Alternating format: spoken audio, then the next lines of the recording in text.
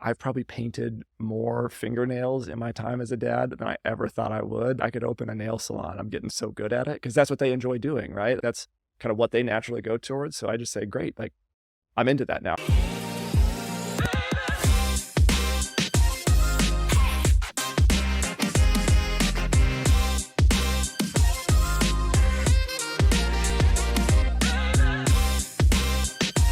What's up, dads? This is the Rise and Dad podcast, a podcast and perspective on life as a dad from dads who are intentional about their fatherhood. This is your host, Kevin Delro, and I hope you're having a really great day. We have an awesome guest for you here today. His name is Austin. He's a business development executive at a well-known tech company here in Seattle. And he's done prior work in data analytics for some highly visible global companies. Smart guy here. I'll let you share more about your dad stats, but the greatest piece here is that I've known him since high school. And I wanted to get him on the pod to share his stories about dadhood and all of his POV and all of his experiences. Austin, welcome to the pod. Thanks for joining I'm us. so excited to be here. Thanks for having me, Kevin. Yeah, of course. All right, Austin, go ahead and give us your dad stats. Happy to. So my dad life started, depending on who you ask, me or my wife, it started back in middle school, which was the first time I had met my wife. If you ask me, I spent probably the better part of 10 years trying to convince her to date me. If you ask her, you should say she had no idea that I was even interested in her. But nevertheless, we eventually started dating, got married. We now have two beautiful young girls, a 7-year-old and a 5-year-old that we're raising here in Seattle and trying to figure out how to make them be happy, successful, healthy members of society. So that's where we are. Awesome. Thanks for that, Austin. And I can vouch, knowing Austin's two girls, they are just so awesome, smart, confident, and just really fun young ladies. They get along really great with my daughter.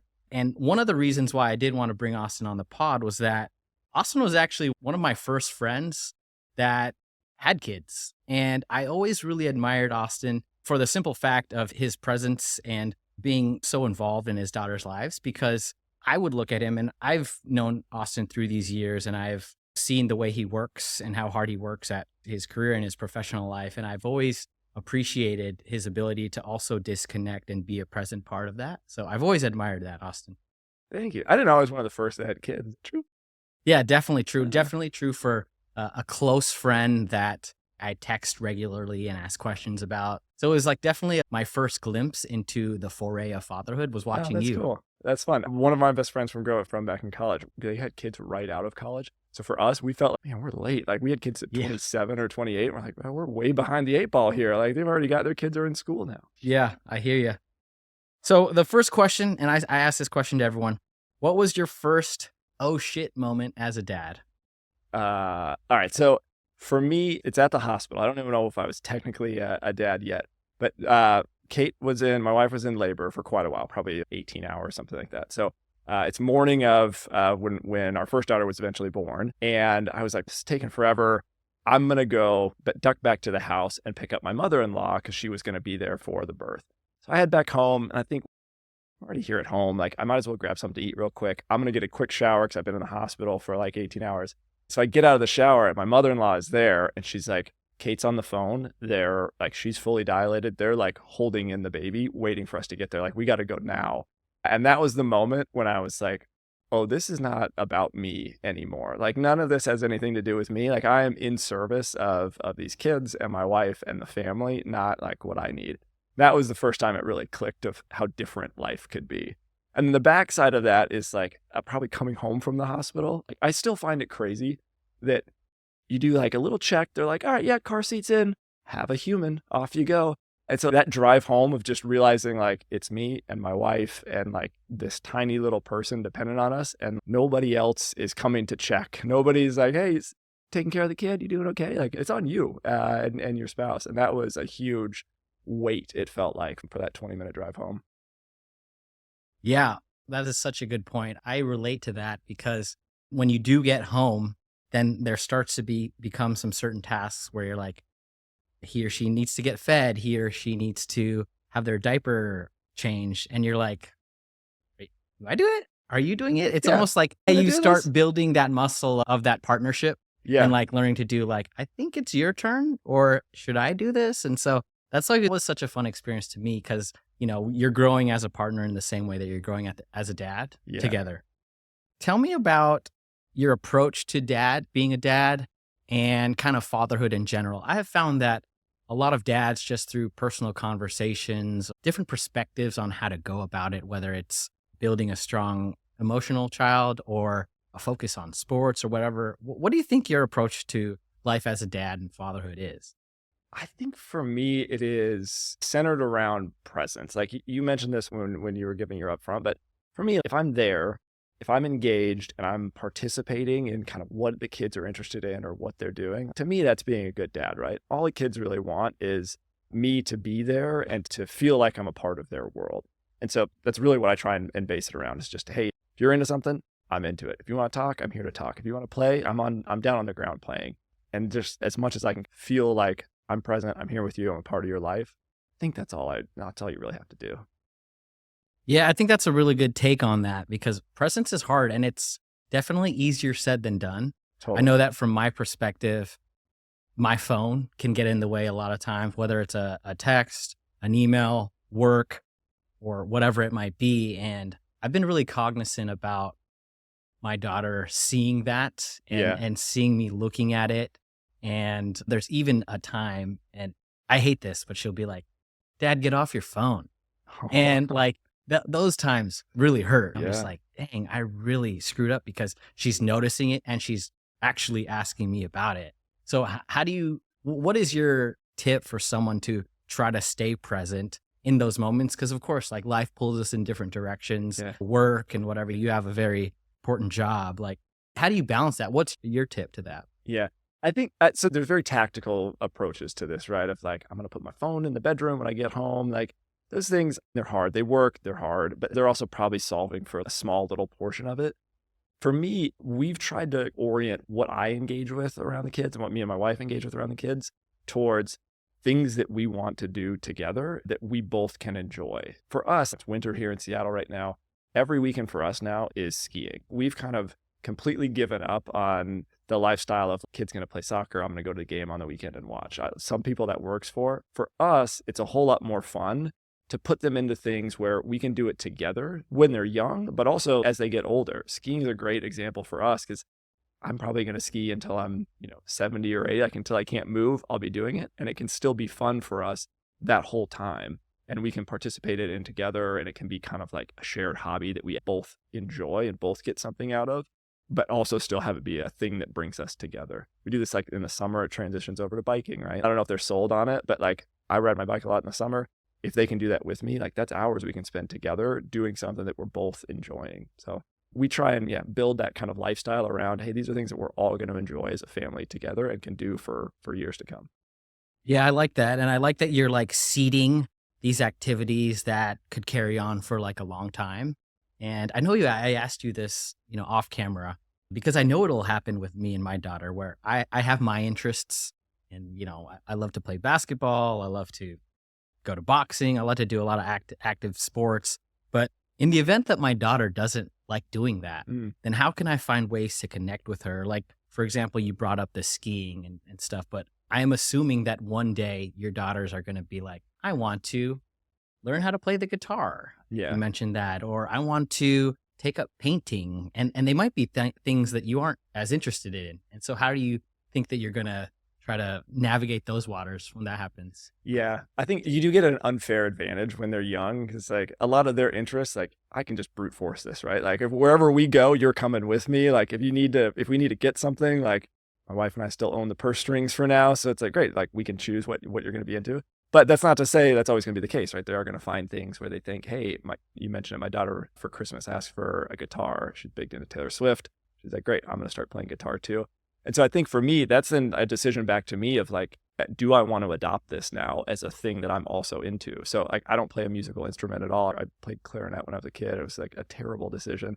But now I'm thinking like, well, if she's going to get into guitar, maybe I do want to learn an instrument and that's something that we can learn together, right? And so it's kind of finding those things and then figuring out, like, is this something that I want to pull back in to kind of my world and make it a hobby for me too, and then we can go learn it together.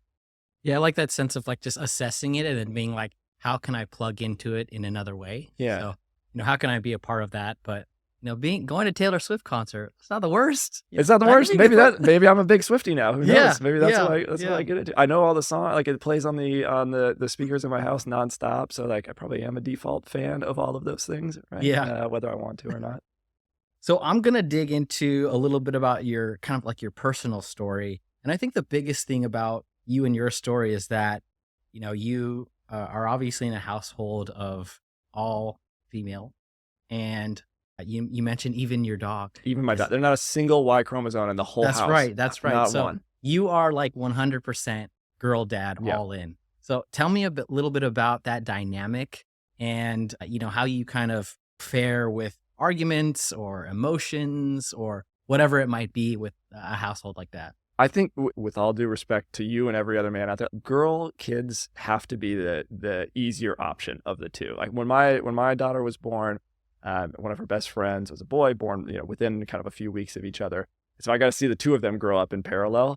And every time we'd observe them together, it's like, oh man, I got off easy on this. Like there is a difference there in kind of how they grow up. I think that probably comes back to bite me in about 5 more years when she gets into teenage years.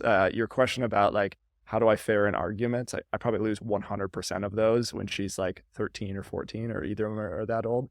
But yeah, for us right now, what that really means is like, it creates kind of differences in the household, right? There are things that they naturally tend to be into because it's girls in the house. All their friends are mostly girls. And so it's a lot of, hey, we're going to play dress up. Like I'm going to get super into Taylor Swift because that's what you're into.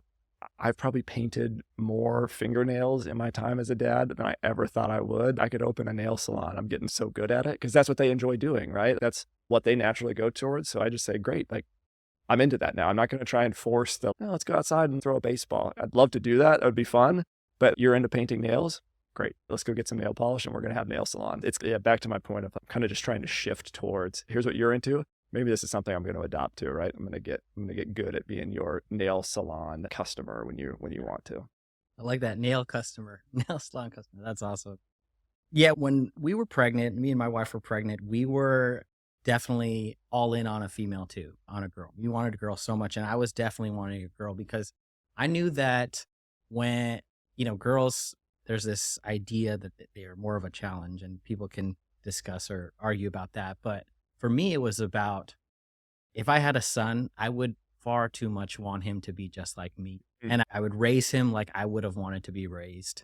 And I thought that if I had a girl, it would be more of a challenge to build and nurture something that is totally different from me, that thinks different from me, and is its own kind of thing that I can't impart my own, like, play the sports like me, do all the things like me. It's just like a new venture where I wouldn't try to make her like me, but just like its own thing. So it was like more of a fun challenge of being a girl dad.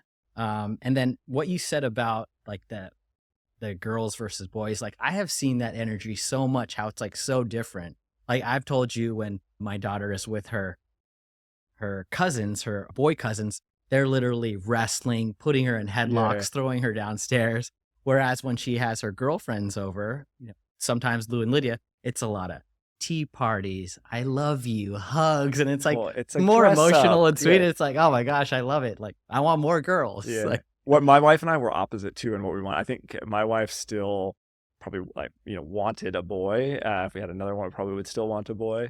And I was like, I think girls sound like that sounds like fun for many of the same reasons you're talking about, right? And it's like I've never, I kind of know what it would be like to raise a boy because I grew up a boy. I kind of get it, but like girl seems really fun. And my wife is like, I want a boy. I think a lot of her thinking was kids tend to change who they orient towards as a parent as they get older. Like stereotypically, daughters tend to grow up and they just tend to have a little closer relationship with their dad. Boys tend to have a closer relationship with their mom. So she was like, I want somebody that grows up and like is, kind of has that special bond with me as they get older too. Yeah. All right. So I'm going to touch on something that I know about you that the listeners might not know of, but I have this question about traditions and things that you do over and over with your family. And I know that there's something in your household that you call Pancake Saturday. Yeah. Yeah. And I get really excited hearing about it. I get hungry hearing about it. And so why don't you tell everyone about kind of this idea that you formed around Pancake Saturday, how it came to be and what it is now? Yeah. So when I was, when our oldest daughter was very young, I was working consulting, which meant I was traveling Monday through Thursday most weeks. I was, gone out of the city. And so we started doing Pancake Saturday on the weekends as a way for me to catch up on the time I had missed during the week. And we'd go out and go get it somewhere, or we'd make it in.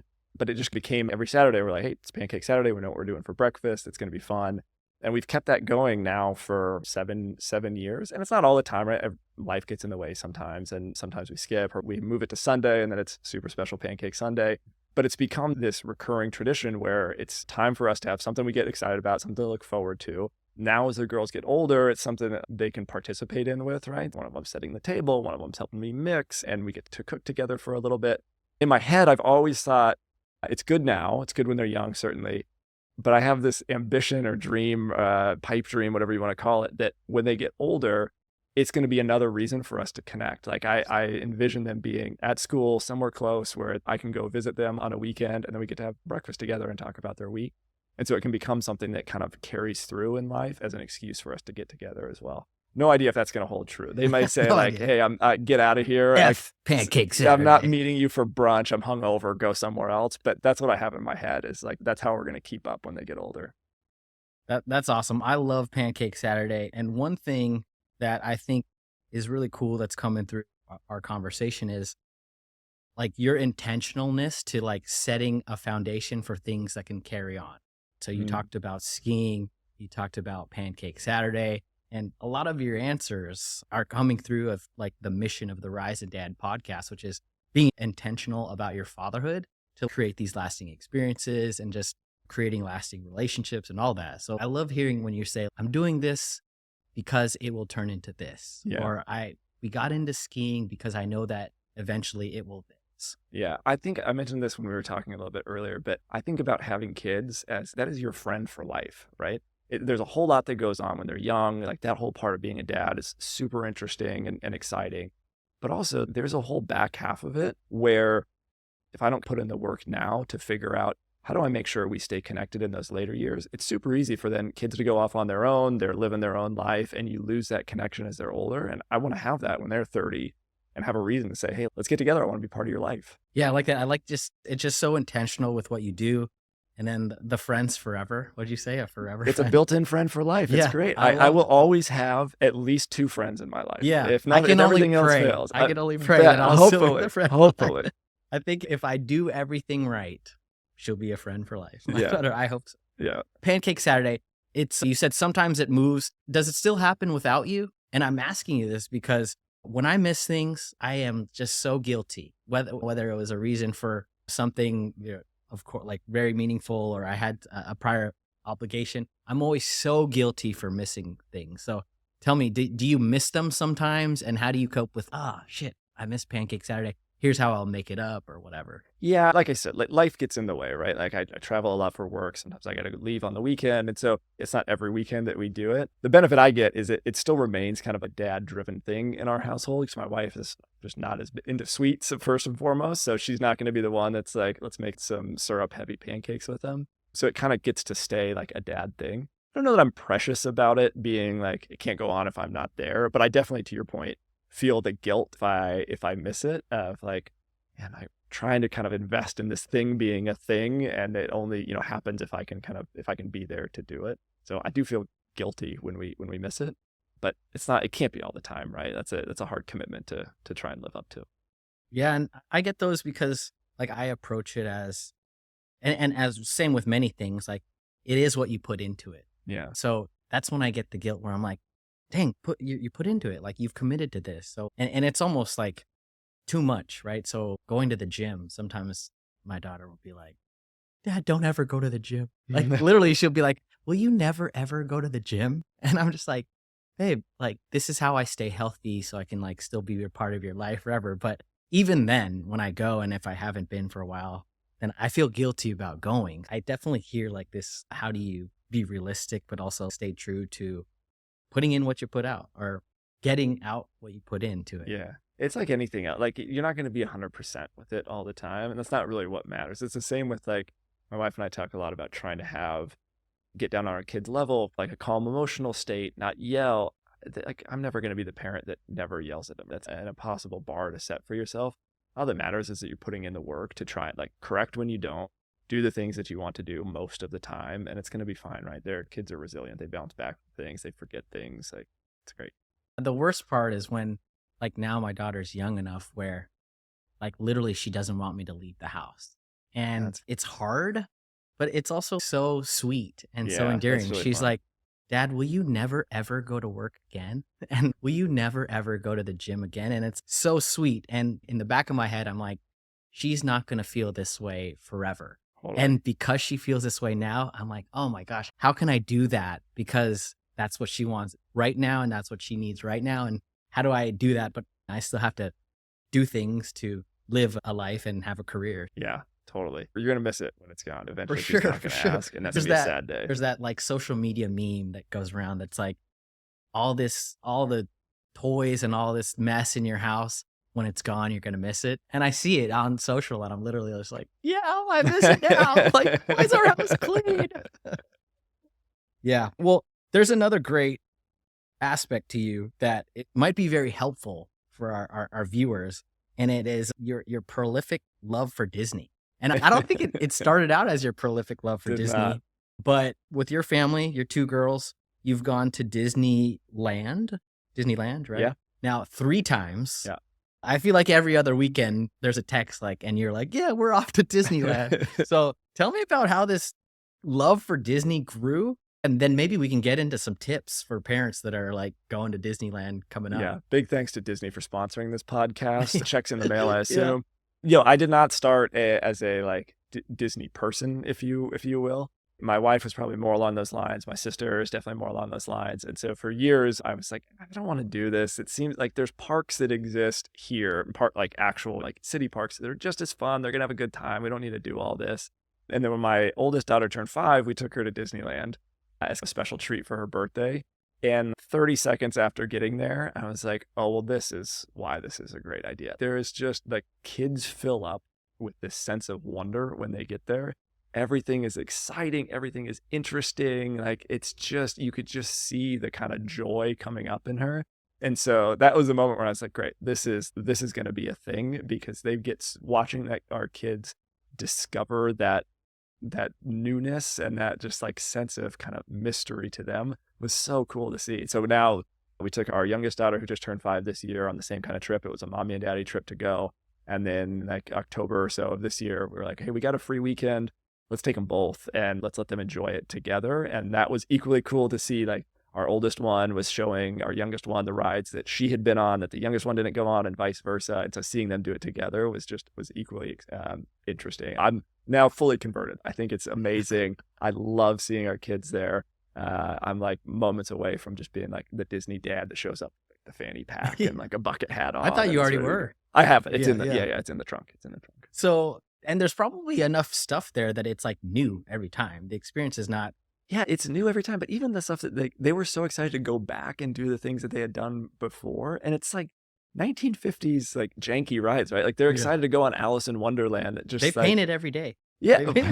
But like, even the stuff that like, they've been on 10 times now, they're still just as excited. And it's just fun to see that sense of joy in them. Yeah, I love that. And real quickly, give us some tips. Give some parents some tips about going to Disneyland with your kid. All right. You got to be a pretty good planner to maximize your day. That's my wife's camp. She is great about, we're going to get there. We need to be there at 7:45 because the train leaves at 8. And then we're going to go to this one first because the crowds are going to be coming from this direction. So she has the full day mapped out, which I thought was ridiculous, but it actually is. You end up spending a lot of time in line. So if you can like kind of plan your day strategically, it's super helpful. The second tip, bring snacks, like 10 times the amount of snacks. You're not eating the turkey leg? I didn't go turkey leg, but you're in line so much, right? So you can be like, hey, kids are hungry. We're going to wait in line for an hour anyways. Might as well have a snack while we're there. And then the third, best idea, credit to my wife that we had on this.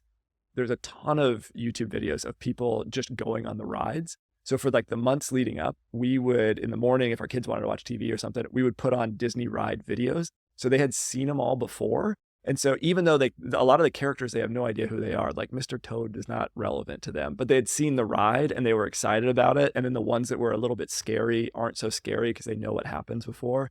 The Disney ride YouTube videos are like the best kind of Disney hack I could give.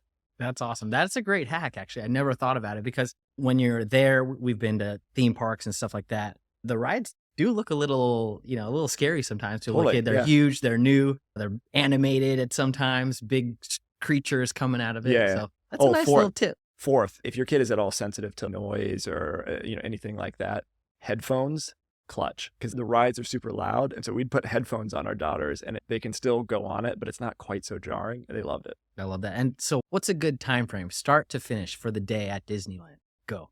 All right, let me take it to like the trip. The trip is 3 days, 2 days in the park. So you fly in, you're going to fly into John Wayne Airport on whatever day you're going to get there. You're going to go to the hotel, spend the day at the hotel pool instead of trying to go in. And then 2 days, 2 days there. First day is like, I want to go try everything that we can. And then second day is like, we're going to go run back the ones that they thought were a ton of fun. And then you go home, you take like an 8 o'clock flight out and go home. It's a good 2 day, 3 night kind of situation there. Now that we finished off the sponsored portion of that pod, we're going to move into our rapid fire questions. And you can answer this in however you want, but these are just some quick questions, quick hitters to learn, more about you and your POV as a dad, how you're intentional, all that. So first one is, what's the biggest challenge about being a dad? I think it is energy management. I know we talked a lot before about kind of presence. It is hard to come home you're at work for a long day, you come home, but kids don't care that you've had a full day of Zoom calls and you just want to sit and relax, right?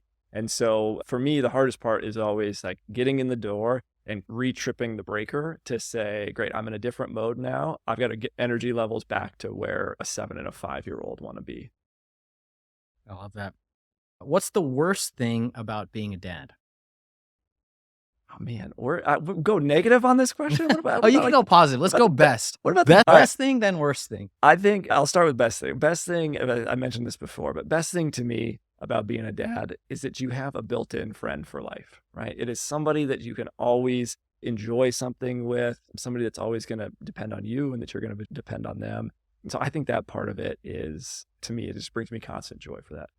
Worst part of being a dad, the nice part I would say about being a dad is the worst parts you forget so quickly. Like the worst part for me was always when kids were young, like they're up late, I'm just tired, I feel grumpy, like my wife and I are going at it because we're both tired.